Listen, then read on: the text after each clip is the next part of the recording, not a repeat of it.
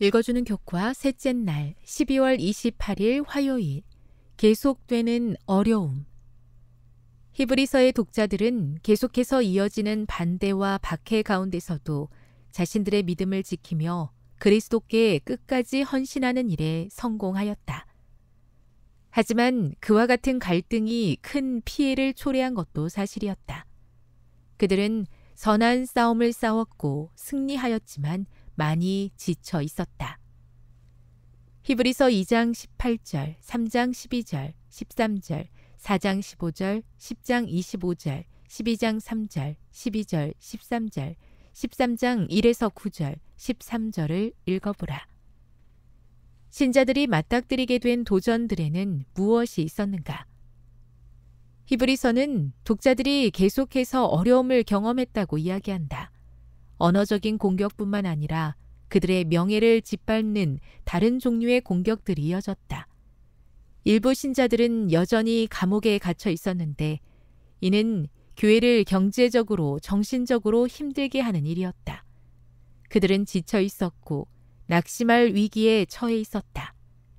개인이나 공동체 가운데서 승리의 감격이 지나간 후 심리적으로 또는 정신적으로 긴장이 풀렸을 때 그런 순간 다가오는 적의 역습에 사람들은 더 취약하다.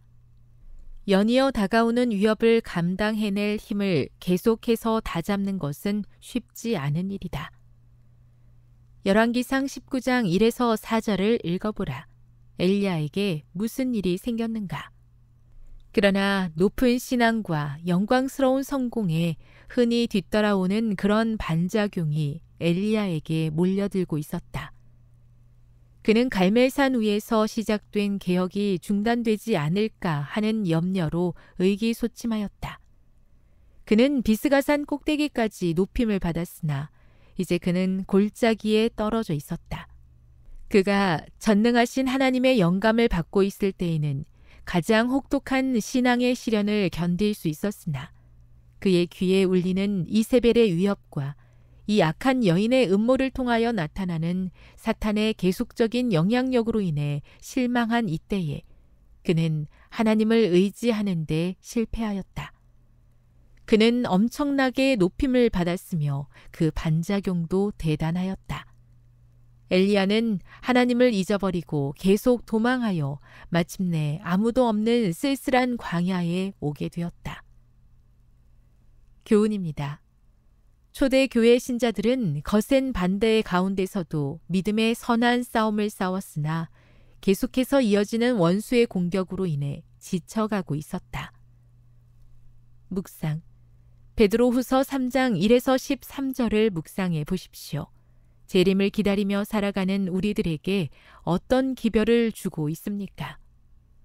히브리서의 수신자들과 마찬가지로 오늘을 살아가는 우리들도 계속해서 지연되며 도무지 이루어질 것 같지 않은 재림의 약속으로 인해 낙심하거나 우리가 붙들어야 할 가장 큰 소망을 놓칠 위험에 처해 있지는 않은지요. 하지만 거짓 없으신 하나님의 약속은 너무도 분명하며 그렇기 때문에 하나님께서 정하신 때에 그분의 약속은 분명히 이루어질 것입니다. 마지막 때를 살아가는 재림 성도로서 눈앞의 현실을 뛰어넘어 하나님의 확실한 약속을 바라볼 수 있는 믿음을 소유하기 위해 날마다 하나님의 음성에 귀 기울이며 살아야겠습니다. 적용. 신앙을 하면서 좌절과 실패를 경험했던 순간을 떠올려 보십시오. 무엇이 그대로 하여금 그렇게 실패하게 하였습니까? 그 순간 어떻게 대처했다면 좋았을까요? 영감의 교훈입니다. 낙심을 극복하는 치료제.